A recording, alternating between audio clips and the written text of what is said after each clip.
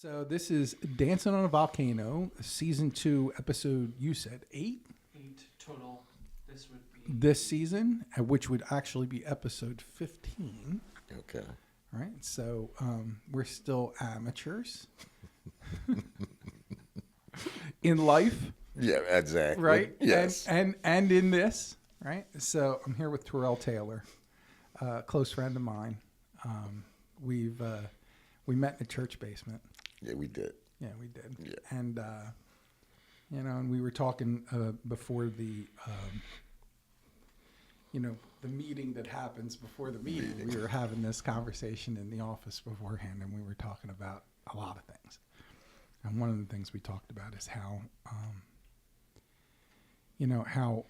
one, we can't mess this up, right? Mm-hmm. You know what I mean? When you share your own experience, you can't mess it up. Exactly. And that I only put people on here that I think are cool and that I like. Exactly. Right? And I love you for sure. And I love you back. You've had a huge impact on my life, more than probably you realize. Okay. Right? And part of the concept of the dancing on the volcano and the dancing isn't just the dance that we do ourselves, but the dance that we help others do. Well Right. put. And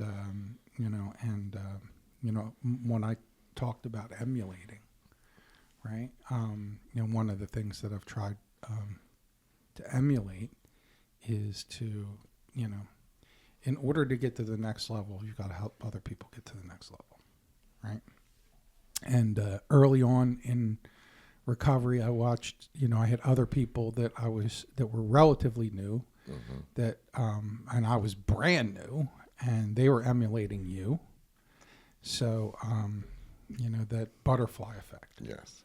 The butterfly flaps its wings here and creates a hurricane in Japan, right? So a lot of times the impact that we have in others' lives, we may not necessarily see directly, or we may, but just because it's not as visible to us doesn't necessarily mean that it hasn't having a huge impact and a ripple effect across many. Agreed.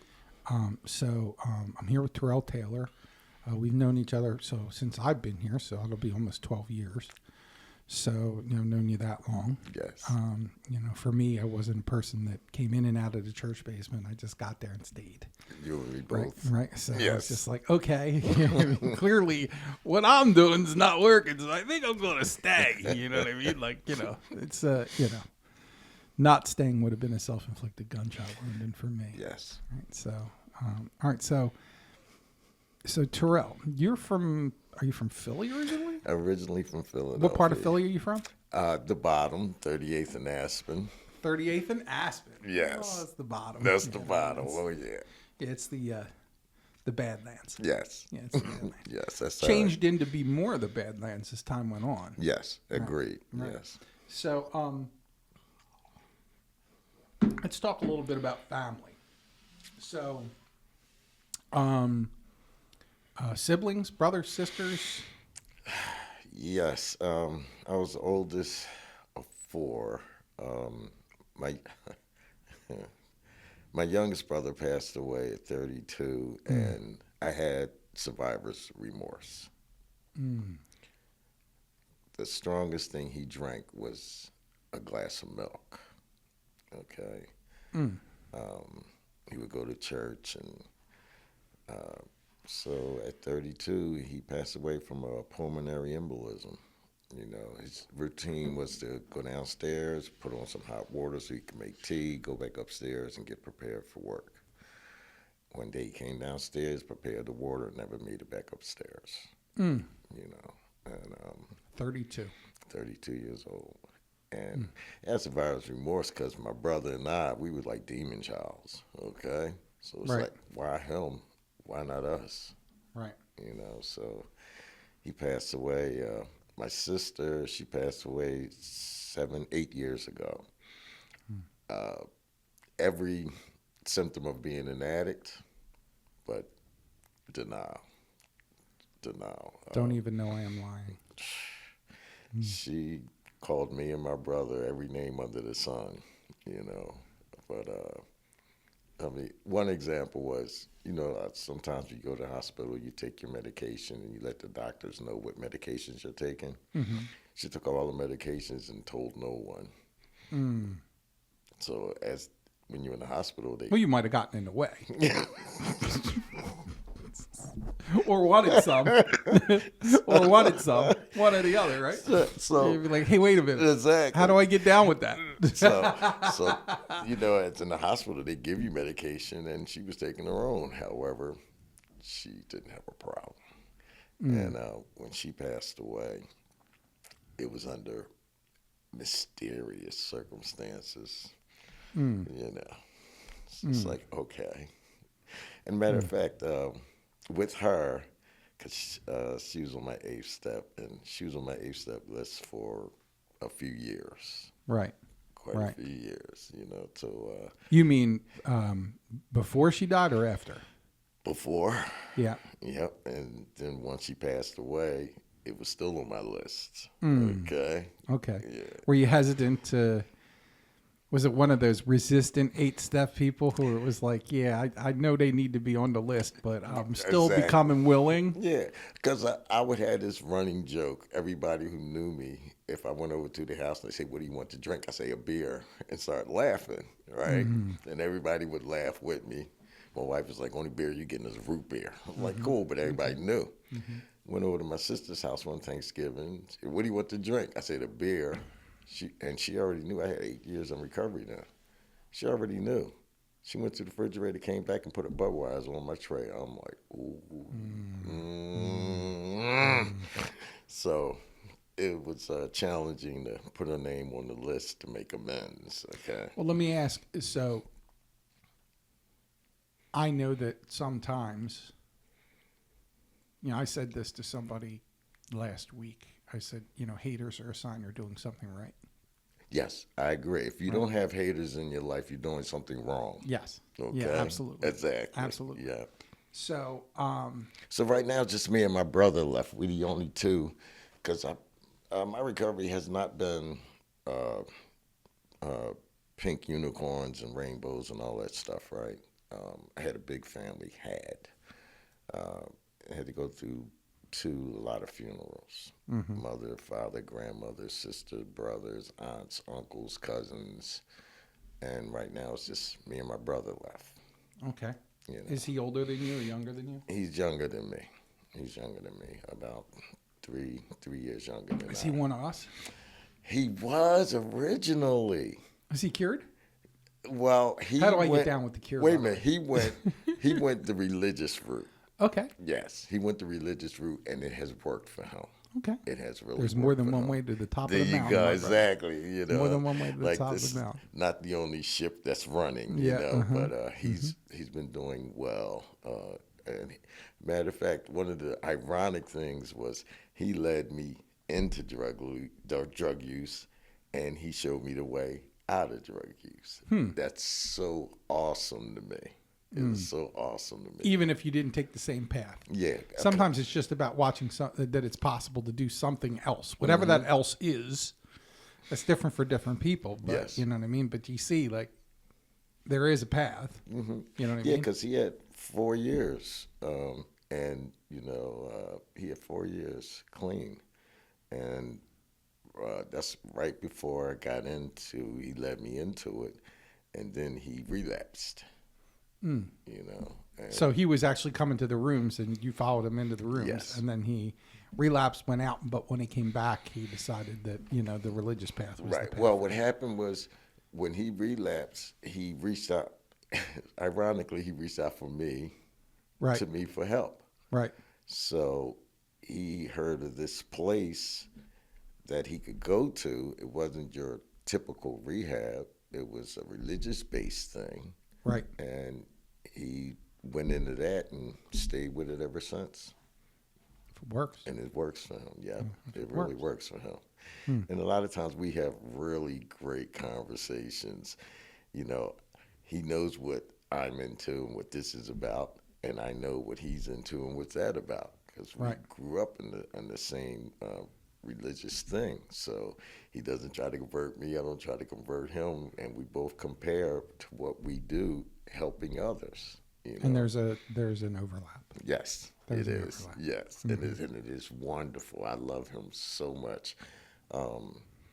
We have like what I like to call the greatest brother relationship because Right. we've never ever fought our whole entire life, Mm. not one time. Now, what was the family dynamic at home with 4 kids? Mom, dad? Mom, dad, and I was the oldest. When they was away, I'm supposed to be overseeing them. Supposed to be. Supposed to be. And I got confused because when they came back home, now I wasn't overseeing anybody. Mm-hmm. So it got confusing to me for a little bit, Right. What did they do? What was mom and dad? Was mom stay at home and dad work? Yep. Was dad working? Dad Mom worked, mom stayed at home. She Right. did hair at home, and my father had 2 jobs. What'd he do? He was a security guard at Hanneman Hospital overnight, and he also worked for City of Philadelphia Department of Streets. Okay. Yeah. Okay. My wife was at Hahnemann before they closed. Okay. So, Yeah. So he was there. He worked 2 jobs, and he provided. He provided. Yeah. Were you close with your mom and dad, or? I was really close with my mom. I became close with my dad when I came out of rehab. Right. Okay. Yeah. Okay. Because, those non-existent virtues, he taught me a lot of those non-existent virtues, that I found out that, and I had to work through some stuff with him. And my counselor at the rehab was very helpful, and I got to a point where I realized he did the best he could. I had those unrealistic expectations. You should have taught me this, you should have taught me that, you should have been this, you should have been that. And then I realized and got educated that was an unrealistic expectation on my part, And I realized he did the best he could with what he had. Right. Right. Wow. Yeah. So you've been clean now 33 years. Yeah. Right. September the 1st will be my anniversary. Wow. Yeah. September 1st. Yes. And let me So tell you. September 1st will be 34. Yes. Because we don't cop early. Yes, thank you. Thank you. That's how we do. And you know what? It took me 20 years to realize my clean date. I always wrote September 1st, September 1st, September 1st for 20 years. Then one day I was writing out a check and it had 9/1/1991. I'm like, oh my God. So I have a jersey of Fletcher Cox and it has 91. That's my complete clean date. 9/1/1991.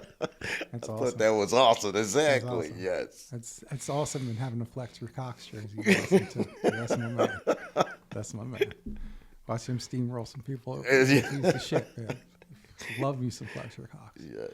So, all right. So, growing up in the Badlands, what was your childhood like? It was good. When I reflected back on it, because I always say I didn't have this, I didn't have that. Now when I look back, I had a good childhood. I really did. I had loving parents who supported me. At the time, I didn't understand it or realize it. Now when I look back, whatever I wanted to do, my dad made sure I wanted to play the drums. He bought me a drum set. I wanted to learn how to shoot pool. He got a pool table in the basement. I wanted to play football. He got me a helmet and shoulder pads. I wanted to fence. He got me my fencing equipment and my foil. You gotta be the only brother in the Badlands learning how to fence. Exactly. They called me the Black Zorro. Well, fencing beats jumping over fences, bro. Yes, That's wait a what's minute, up. I did that too. Yeah. But it was a great childhood. I was like the typical. I don't even know what I was because they gave me this nickname, a cool nerd. I'm like, That's okay. That's the best of both worlds. See, exactly. Either you're cool or you're a nerd. How do you become a cool nerd? Well, it's kind of interesting because if you think about it, how society tries to ostracize and punish the intelligent. Yes. Right? You know what I mean? Like, in group circles, nerdy kids get, more torture. Yes. Right? Pecking order is cruel as children. It's cruel as children. It was. Yeah, It it's was. cruel as children. But my childhood was good. I played baseball, basketball, football, roller skate, bike ride. It was very, very, very good childhood. It was a very good childhood. I had two loving parents. So you figure, when was the first time you found your way to a substance? Like, what was it? You know, I was a late bloomer. I was a very late bloomer. I didn't even smoke my first joint until I was 18 years old. Right. And well, boy, did I make up for lost for lost time. Oh my God, I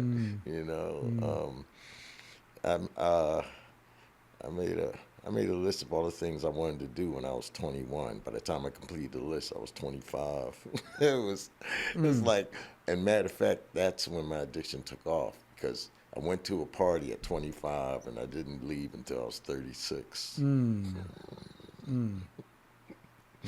A lot of counselors was amazed. It's like, you did that substance for all those years? Most people burn out in the first, second year, I don't know.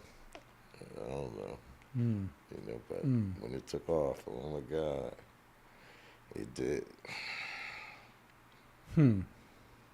The illusion of control.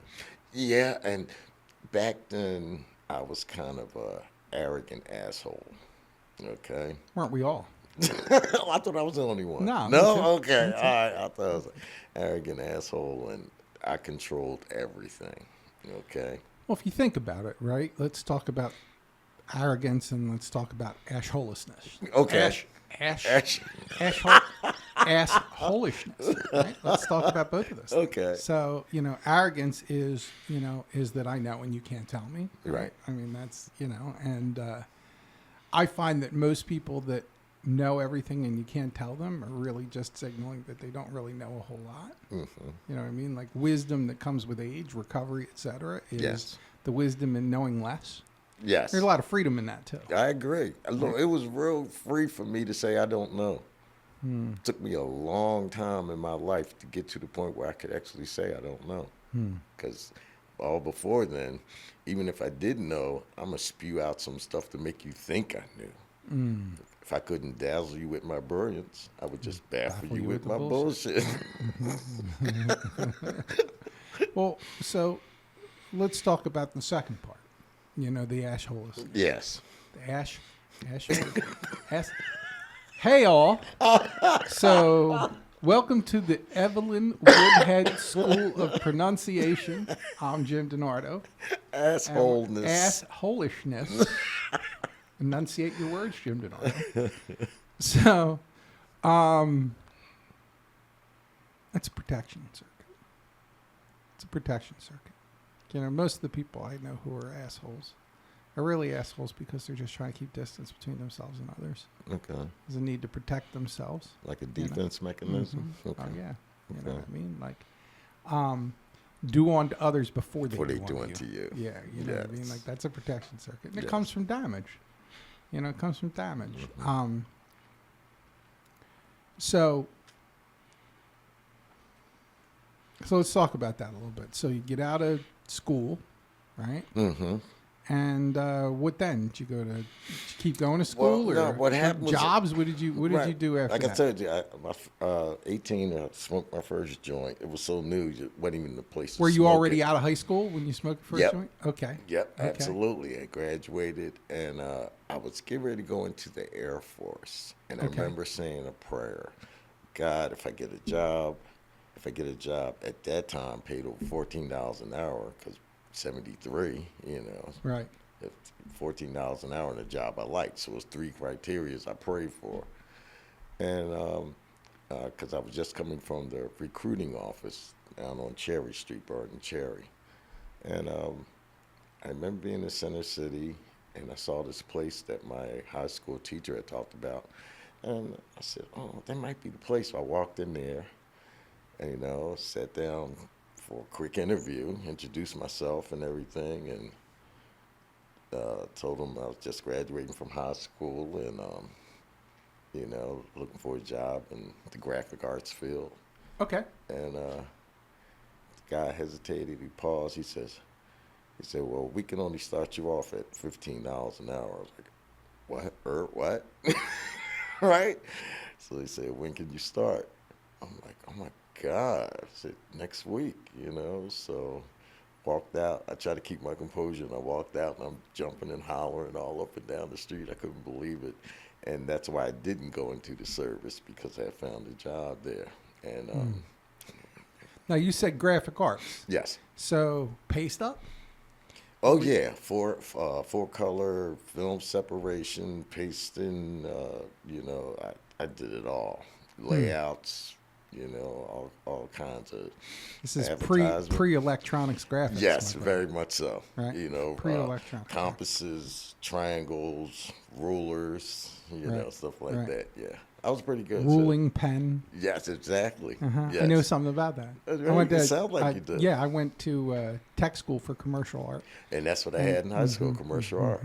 Yeah. And I was very, I see. very good. See what I told you about you? You learn new things about people you didn't realize. Shit that you have in common you didn't even know. No, exactly. Yeah. So that's that's where my addiction started. Its path, its trend. Right. Yes. Right. It started this trend. So what was it? Other people were getting on around you, and you thought, this is something I can exactly, do too. because they hired this guy, and he's like, okay, let's go to lunch. So I'm thinking we're going to lunch, and he goes up to this bar, and he orders a beer. I'm like, who drinks beer at lunchtime? That was unheard of. Lots of people. Wait a minute. To me, it was unheard Right, yeah, of. you know what I'm Okay, saying. yeah. Right. So I found out that lots of people do, but I was like, what? You want to do what? Right. So we went up there and had a beer, and on the way back, he pulled out a joint. So that started me on my journey. A lot of people don't realize how prevalent drug use is amongst artists. Yes. Matter of fact, I did some of my best work. Me too. Me too. What was it? There's a song by Tool. It says, if you're against drugs, take all your albums and all your CTs and all your tapes and go burn them, because everybody who made those songs was really high on drugs, right? But the reality of it is that I think that it's not that it enhances creativity; it decreases inhibition against creativity, right? Because where does, and I just learned this recently, where does anxiety come from? Anxiety really ultimately comes from fear of criticism. Okay. Right? Like, criticism is actually the enemy of creativity, right? Yes. So, so people get high and then they disconnect themselves for, what if I suck? Or what people don't like what I create? Or what if I, and honestly, I started using, when I was, like, drinking when I was maybe 13 or 14, raiding dad's liquor cabinet and that type of thing. Smoked weed when I was maybe 15, when I was in tech school for commercial art, And immediately it was just like, it was just, it was like removing that sense that I always felt like I wasn't enough. But once I did that, it numbed that. Right. Agreed. And then when I went to art college, and what's that song? I dropped out because I got high. You know what I'm saying? I went to Broad and Pine, University of the Arts. Yeah, right, yes. So for a year. Yes. Right, and then dropped out. So, but once I got there, it was like you had to look really hard for people that weren't using. Right? You know what I mean? Like, we didn't have sports teams. We didn't have sororities or frats or anything like that. You know what I mean? Like, the socialization in the sport was getting on for the most part. And for me, it was just kind of like, this is what you do. And I was already off to the races. I went to college. I turned 18 like a week or two after my freshman year. You know what I mean? So it was kind of like I wasn't home anymore. I wasn't being observed. I was already uncomfortable and uncertain about who I was, right? And I was around this environment where it was prevalent. Okay. And it was just like, ooh, let's do this. Absolutely. You know? And I think I said one time on the show, you know what I mean? It wasn't more than like a month or two later, I was tripping my balls off on Broad Street with a 35 millimeter camera at 3:00 in the morning, taking pictures of pimps and hookers. And they were yelling at me like, "You can't take pictures of them." You know what I mean? They're like, pregnant hooker at 3:00 in the morning, Broad and Pine. Hold still. They were like, "Get out of here, white kid." I was like, "But come on," tripping my balls off. Well, it was three things that I found out. You either conform, go insane, or become an artist. Those are your three choices. So, well, let's talk a little bit about that, because you're the first person that I've had on the show where we share that commonality. Okay. Right? Yes. So, my father was like, there's the concept of a starving artist. Yes. Right? So he was like, son, you could probably do anything else. He meant well, and you know what? And he also, I had, airbrushes, and I had, paints, and I had a little art. They always provided for me, and they always encouraged me. But there was part of him, I think, on one end that was providing and encouraging, and on the other end, concern for his boy that he was going to do some, that he was never going to have anything. Right. And, and the funny thing is, like for me, right? So creativity leaches out of me, right? Okay. You know what I mean? Like the concept that now I have an art studio at my home, right? You know what I mean? I'm all set up. You know what I mean? I don't create that often. I do from time to time. I have an easel. I have an art table. I got gear. I got camera equipment. I got, goods. But creativity manages its way to leach out of other aspects of my life. Right. You know what I mean? Right. Sales and marketing and business development, all these things that are business related. Now, from time to time, I feel like that if I'm creating without some agenda in mind of some benefit, Right. that I'm being frivolous. That's my father. Right. Exactly. In me, it's still there. Yes. You know what I mean? Even though I went that path. Mm-hmm. And I still do consider myself an artist, you know what I mean? But there are so many artists who don't make a living actually as formally as an artist. You know what I mean? Like the painters of the world. Right? You know what I mean? Like, and I don't really feel like I missed anything by not taking that path. Mm-hmm. Right? And I feel the same way. Yeah. Yeah. Yeah. I feel the same like way. Also like, so when I was in school in the 80s. So in our tech school, we had, your standard easels and you know what I mean? I was doing sign painting and I was developing film and I was, you know what I mean? Like a Lucille projector, and I was working on, illustration board, and I was, I was doing all that, you know what I mean? They were still doing paste up in those days. Yes. So I was still, but we also had a computer in the office, in the shop, and it sat in the corner, and it had like MS Paint, like 1. It was like the very, very first, and it would be like click with the little blocks and change colors and stuff. And we started creating things, and so it was probably after the service, so like the later 90s, that I get out and was like, okay, you know what I mean? Like, what tools can I use? Because I wanted to create like business cards and shit like that, right? So I was like, it was like they had Corel, yes. Right? And I was like, and I got really good at Corel. What I didn't know was that commercial artists all use Adobe. Yes. Right? They did.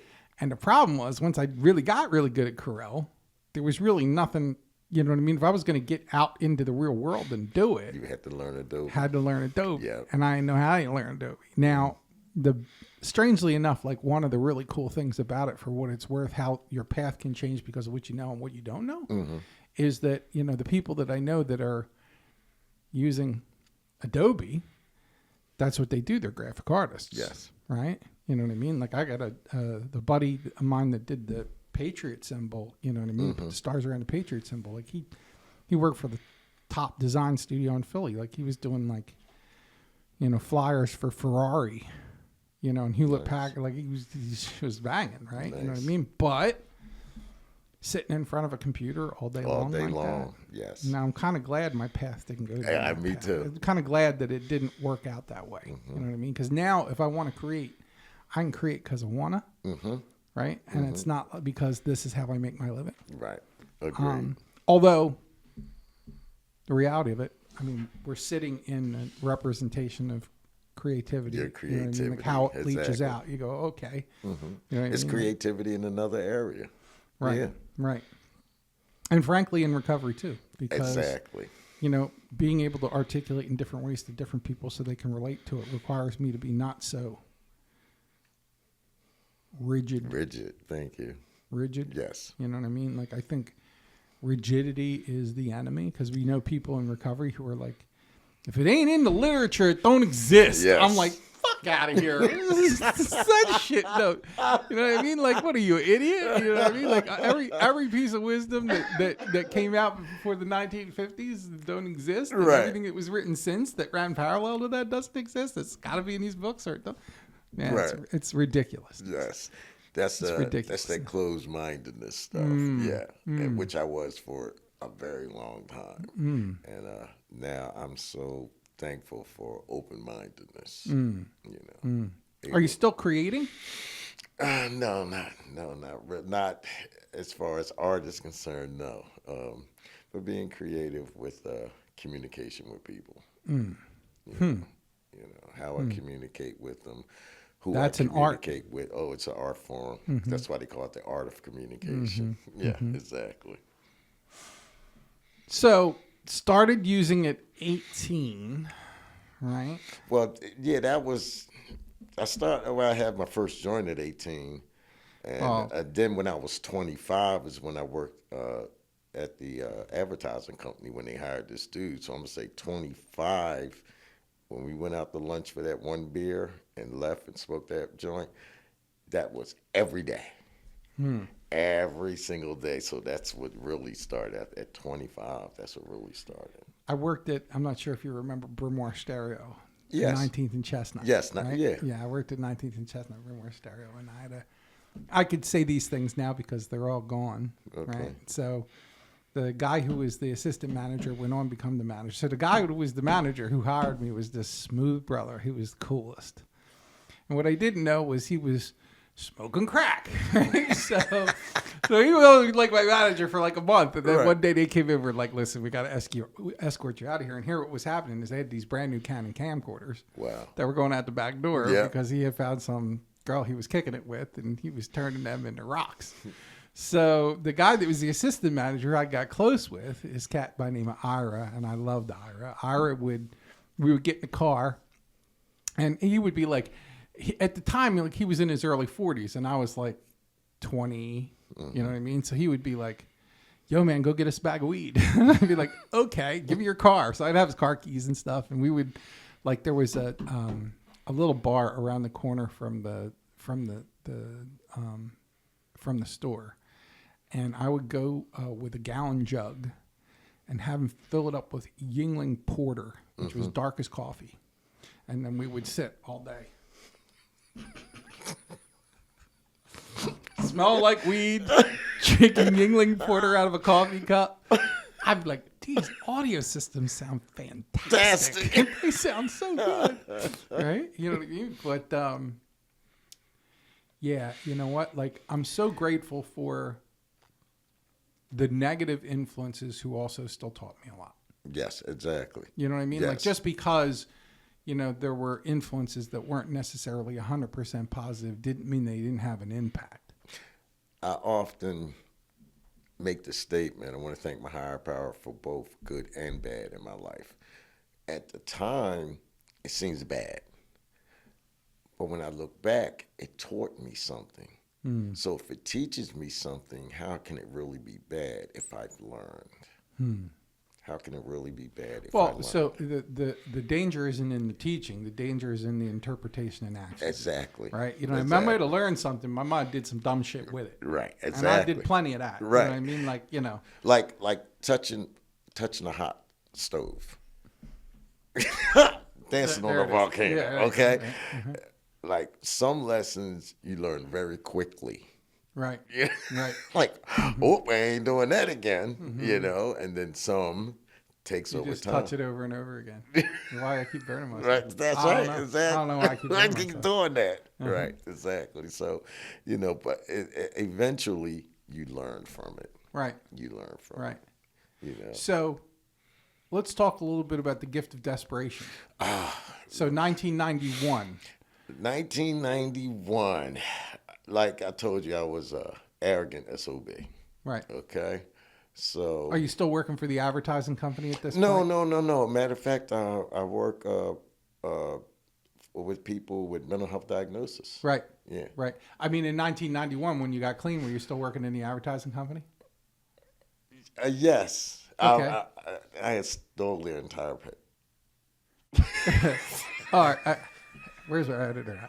I'm not supposed to say that, but yeah, yes. And I was like I said, that arrogant SOB. So I said that I was going to stop using this substance, and I'm just going to drink beer and smoke weed. Okay. Because I remember being at a point where I wanted to kill myself. Down at Suburban Station, and this train that said Marcus Hook, because I would take it to Derby when I moved out of Philadelphia. And I made this whole plan, and I went and bought 24 sleeping pills, and I went and bought 2 pints of liquor. That was the first things I bought. And the rest of it, I just did drugs. And at the end of doing all that, I went down Suburban Station, got on the train that said Marcus Hook.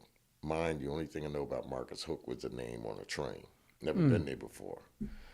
So I got on the train. When it went past Derby, I knew it wouldn't make another stop for a while. So when it passed Derby, I started taking the pills, drinking the liquor, taking the pills, drinking the liquor. Finally, I took all 24 sleeping pills, drank both bottles of liquor. Next thing I know, I hear the conductor talking about, okay, Marcus Hook, everybody off. I'm like, what? Wait. I'm like, how come I'm not dead? Matter of fact, how come I'm not sleepy? So I'm getting off the train, scratching my head like, this is not how it's supposed to be. And I always like to say that's when my higher power showed up, because I'm getting off the train at Marcus Hook. I don't have any money. I know nothing about Marcus Hook, so I'm pretty much screwed. So I'm getting off the train, and the conductor says, excuse me, sir, I can tell you've been drinking. Won't you hop back on the train and let's ride back to the city and talk about it?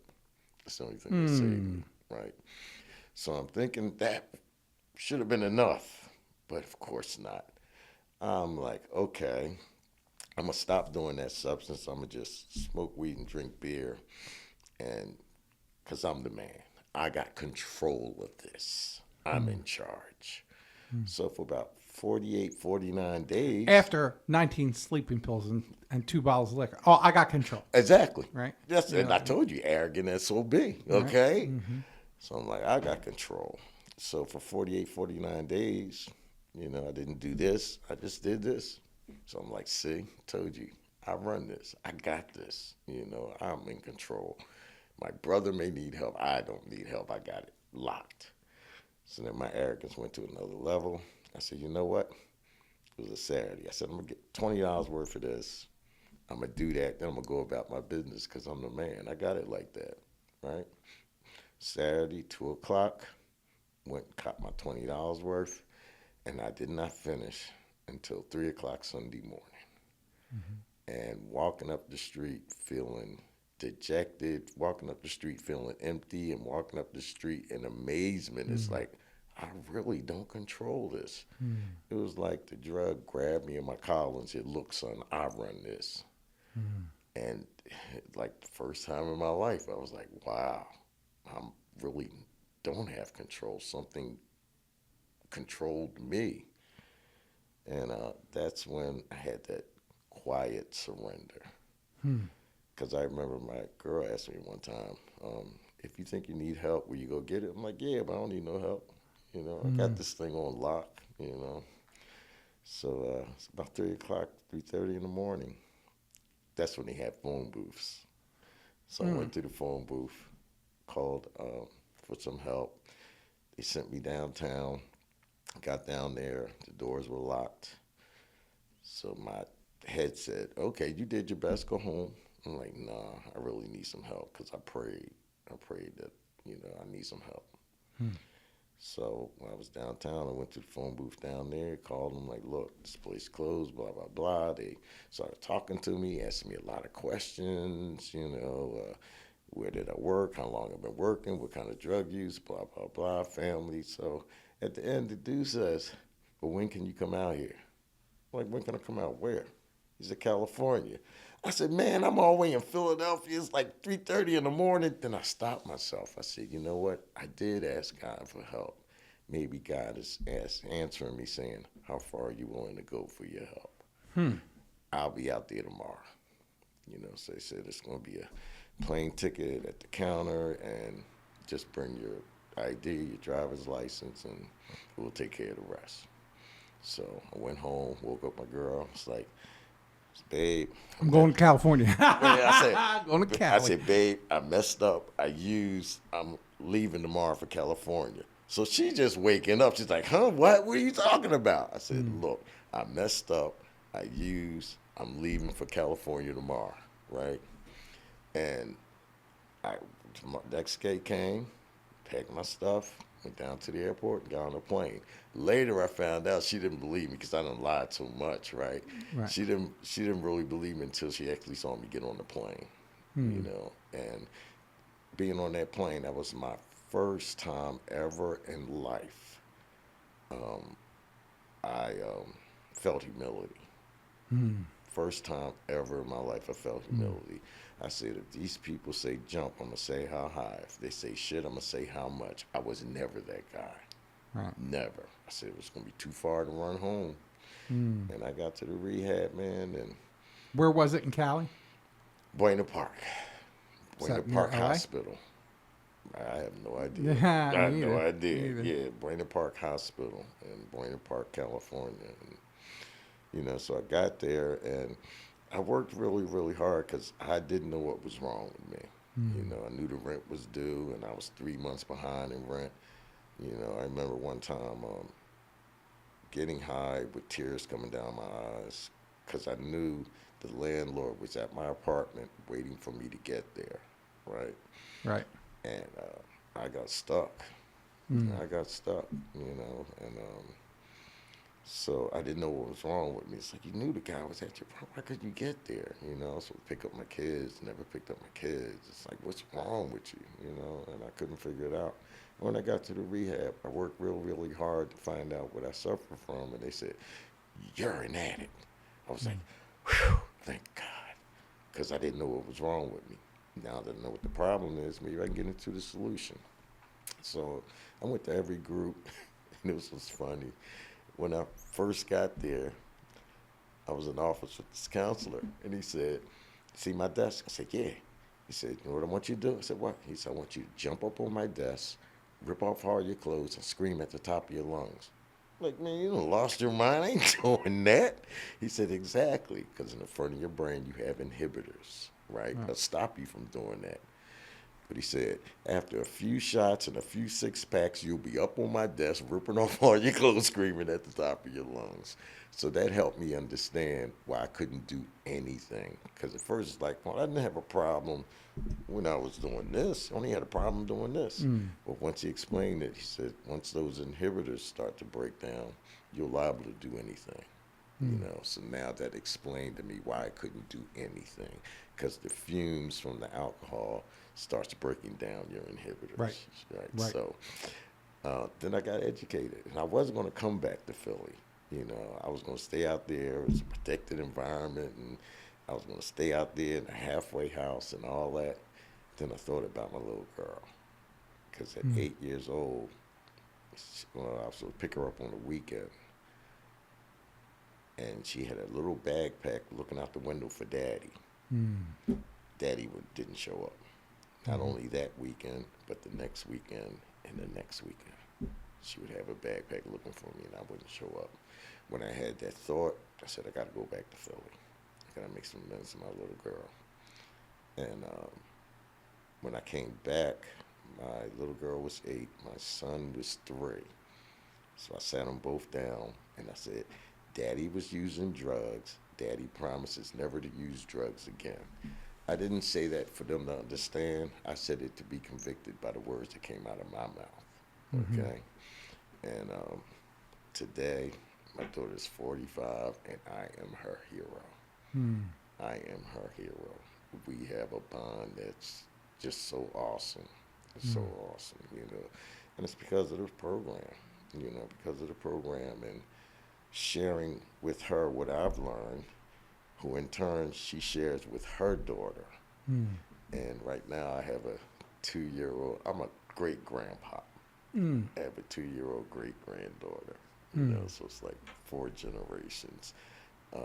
So she shares with her daughter, you know, what I've learned that I've shared with her. Right. Yeah. So, Right. So it's been a journey, and like Now I you said, work in the industry, right? for people with mental health issues, yes, Mental health. yes, Yeah. yes, That counts. and I agree. I agree. That Mental counts. health diagnosis, Yeah. yes, yes, yes, indeed. Many of them are also us. Yes, Some indeed. are not. Yes, I agree. Some are not. Yeah, some of it can be quite challenging. However, it's always rewarding.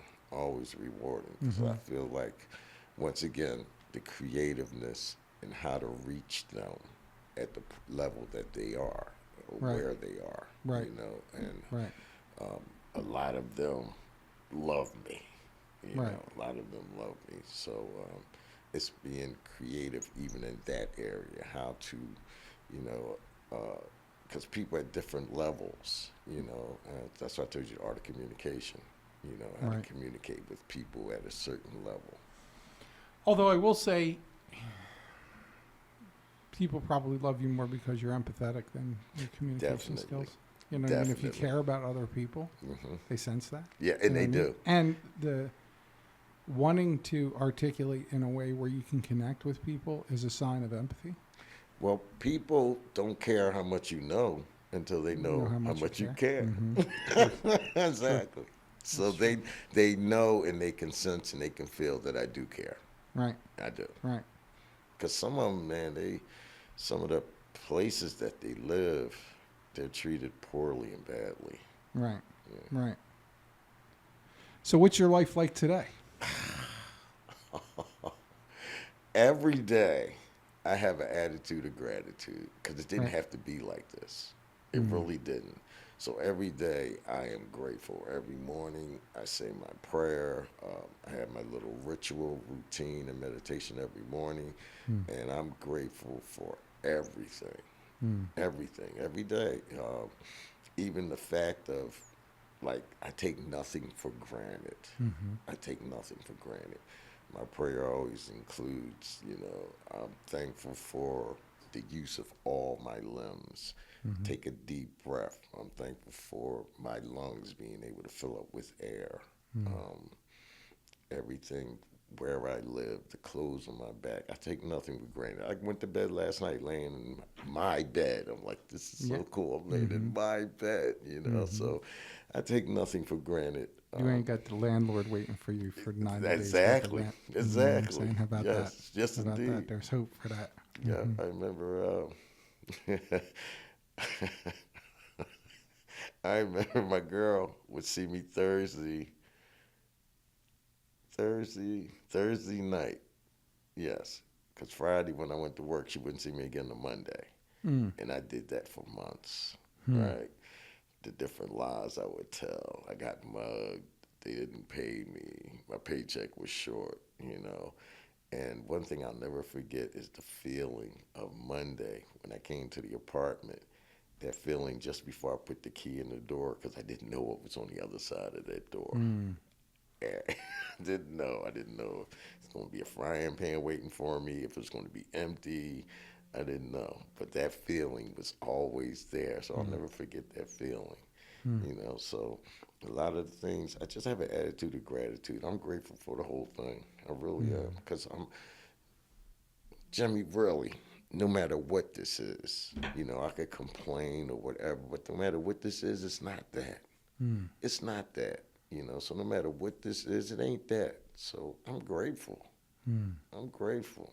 You know, my wife, we've been knowing each other like 21 years. We've been married 14 years. No, 21 years, 14 years we've been married. And I haven't been the perfect husband, but because of the program that I'm in, it has taught me to be better. Mm. It has taught me to be much better. And if I called her up on the phone right now, right? You can, by the way. I can call her. No. I was gonna say. She'll be like, "What? Yeah. Yeah, I'm on the show, baby. I just want to say, tell everybody I'm good." No, I want to say, tell them what you think about your husband and be honest. Mm-hmm. You know, and she would say, you know, because she think like I'm the best thing since sliced bread. Mm. You know, Mm. and that's because of this program. That's because of practicing what I've learned.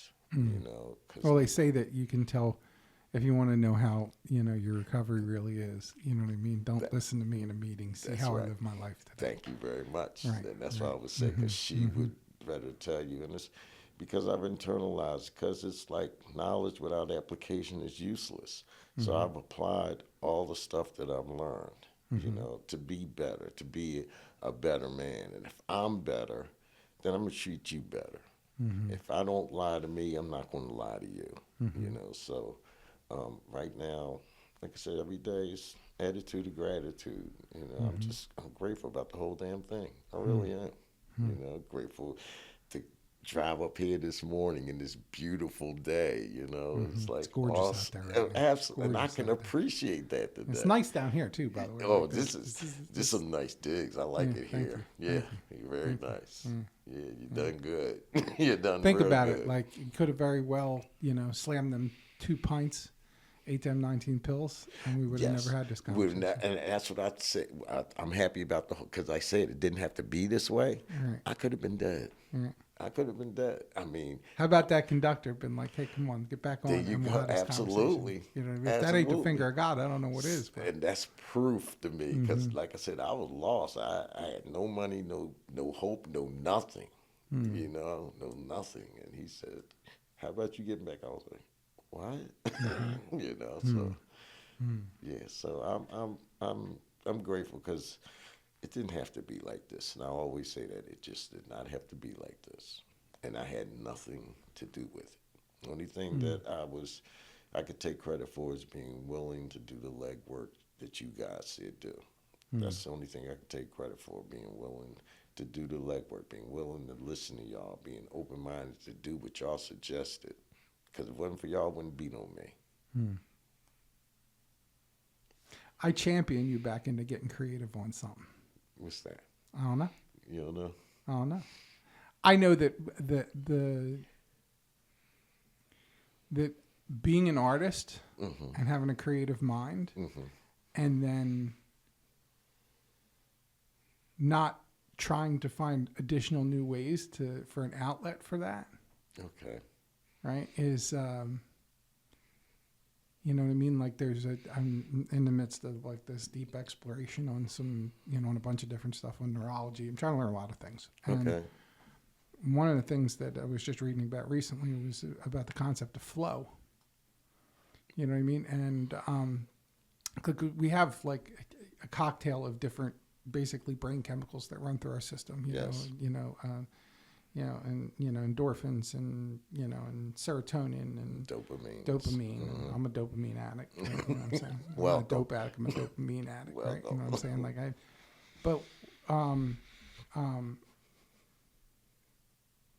what I read was that when we're in a state of flow is the only state when all the chemicals fire all at the same time.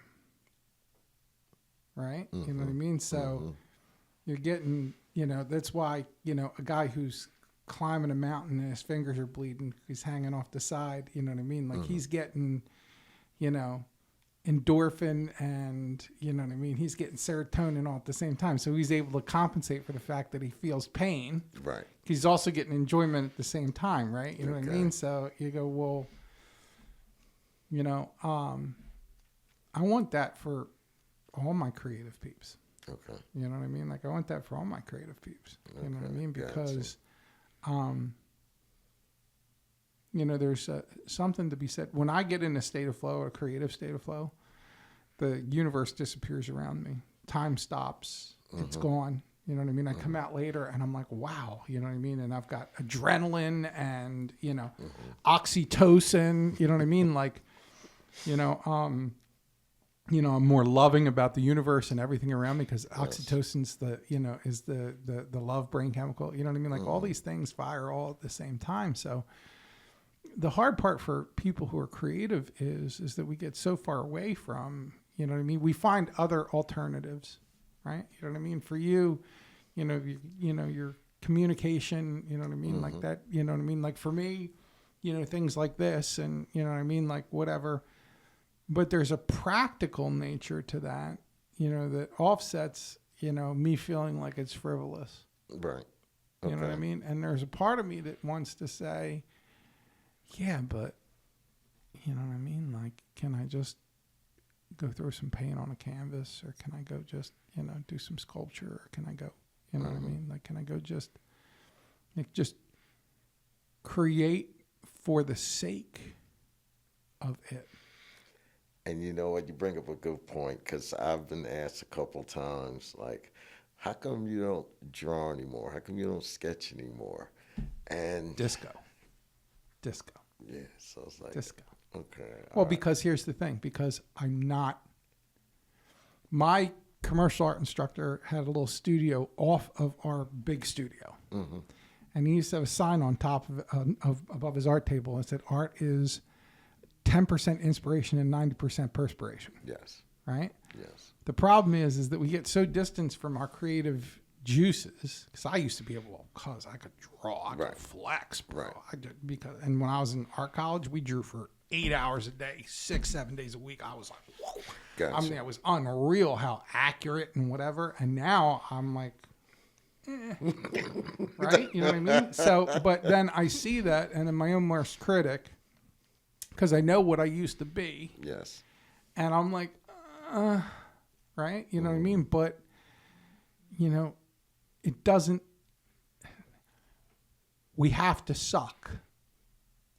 I had to suck at this. I still do from time to time, right? You know what I mean? Like, in order for me to get to a level of, you know what I mean, flow, right? I have to, like, just let it be what it is and create for the sake of it. Right. And the hard part for me is, like, this was a good example of, like, there's no financial play to this. It's not like, you know, Coca-Cola and Pepsi want to advertise on the show. You know what I mean? Right. Like, it's not, you know what I mean? Like, there's no rehab saying, hey, you know what I mean? Like, brought to you by, you know what I mean? Like, that's not happening here. Right.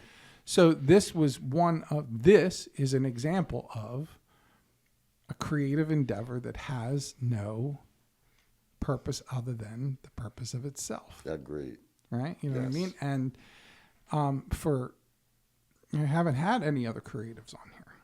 You know what I mean? And I'm suggesting that, you know, everybody should do this. This is something that, you know what I mean? Like, I didn't even really know I was going to do until I did it, right? You know what I mean? But just whenever I run into somebody who's a creative, who's, I'm not going to say lost their way, but channeled themselves into a new, more practical way, I go, what's next? Okay. You know what I mean? Like, you know, go get you some Prismacolors and some, you know what I mean? Go get you some, you know, some pastels, or, you know, set yourself up with Little John or whatever. You know what I mean? And you know what? I think it has a lot to do with my focus being elsewhere.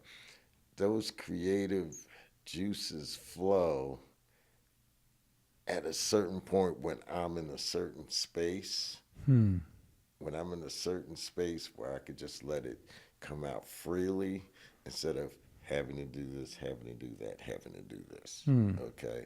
So a lot of times my focus is on the practical level, you know, making sure I take care of this I is dotted, this T is crossed, you know. So that's way different from the freedom to flow, being in that space. So that's what's missing for me, being in that particular space.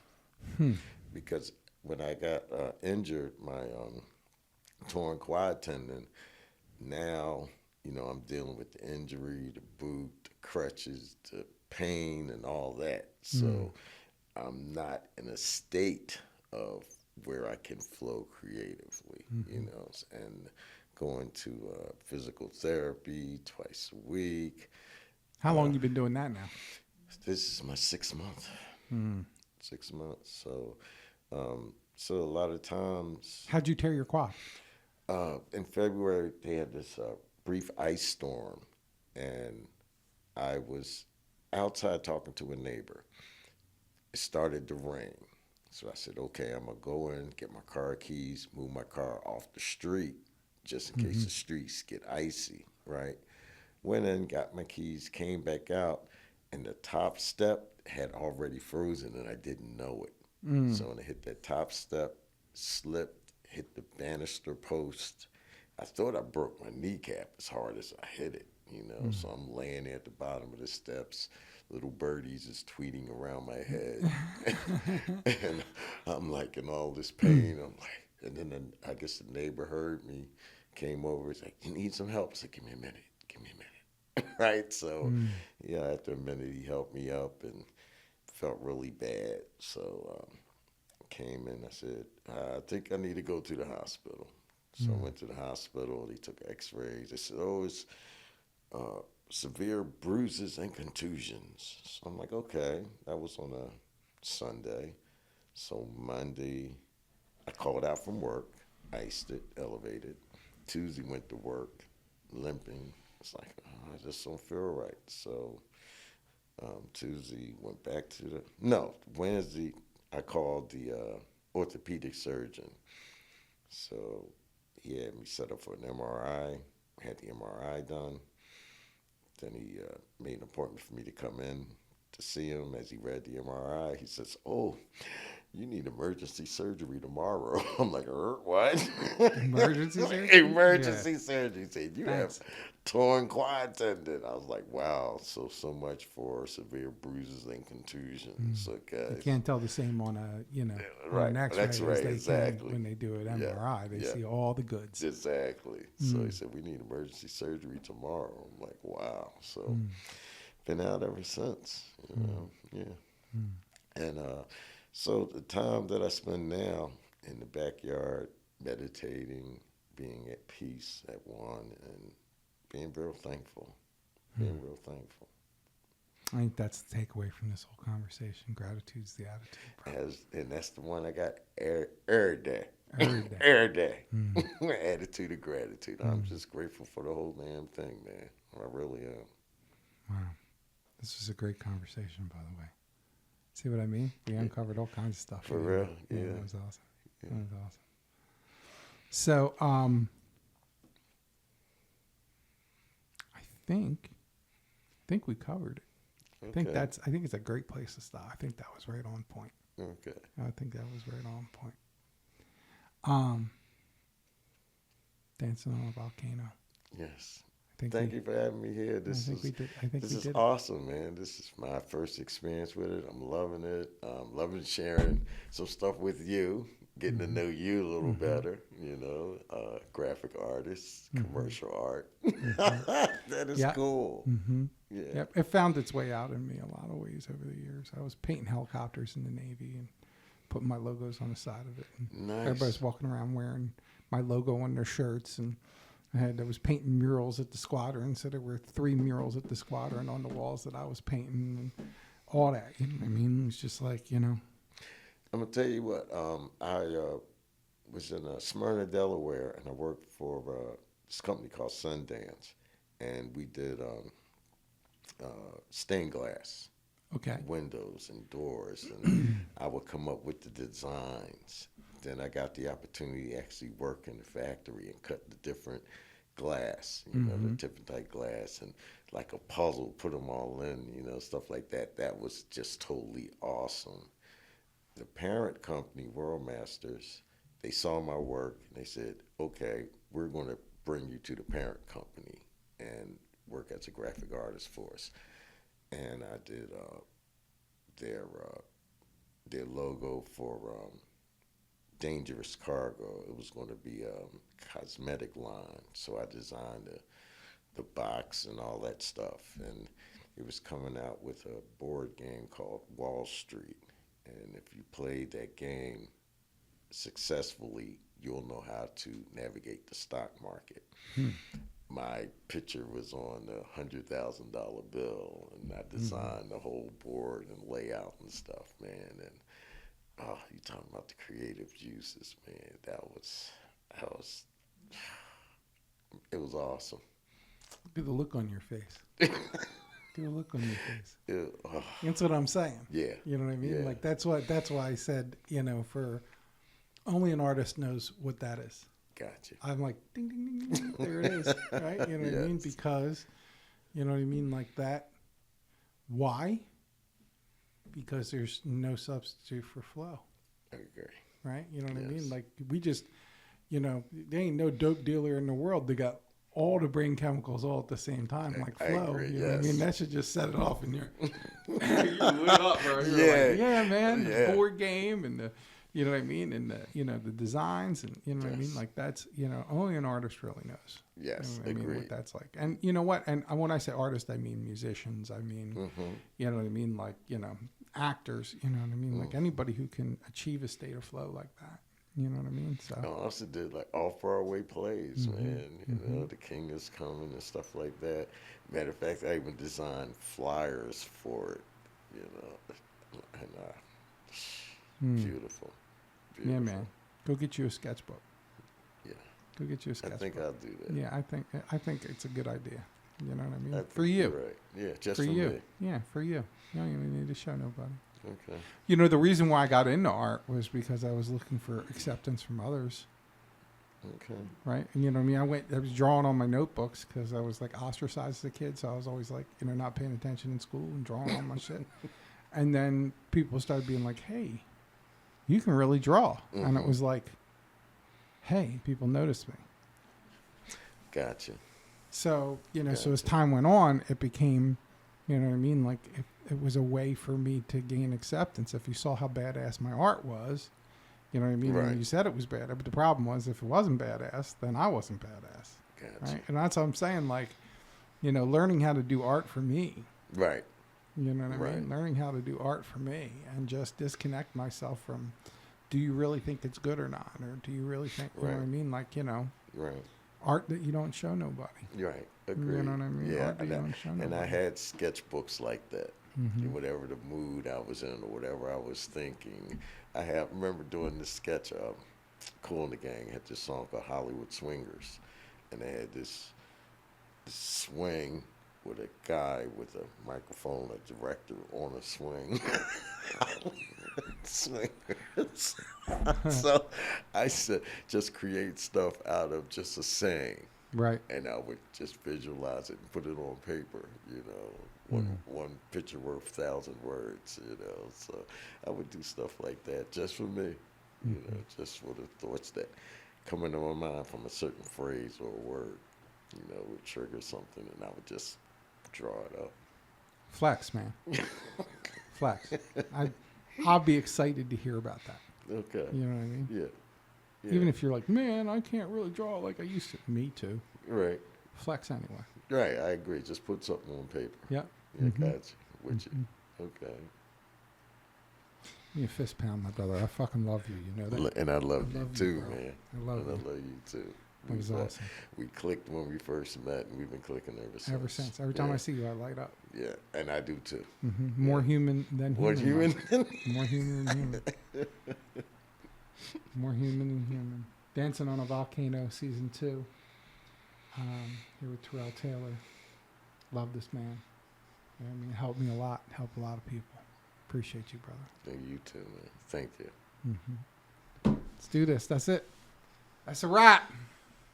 That was awesome.